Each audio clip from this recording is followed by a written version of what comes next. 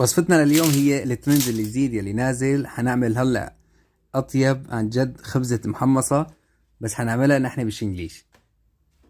هلا هون عندي الخبزة اخذتها هيك بالنص ودهنتها زيت وزعتر ونحطها هيك بالفرن كمان لتتحمص. بناخذ هيك الشريحة الثانية كمان بندهنها شنجليش، بنحط معها هيك شوية هيك بندورة كمان مع خيار ونعناع، شوية هيك كمان زيتون معها، تطلع عن جد شي روعة. يا سلام. واكيد لا تنسوا هيك زيت زيتون وكتروا زيت زيتون.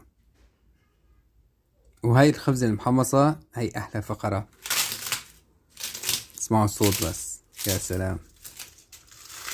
بنلفها وبنقصها وهلا بندوق بنشوف الطعمة. يلا بنقول بسم الله. عن جد شي ناحي. روعة.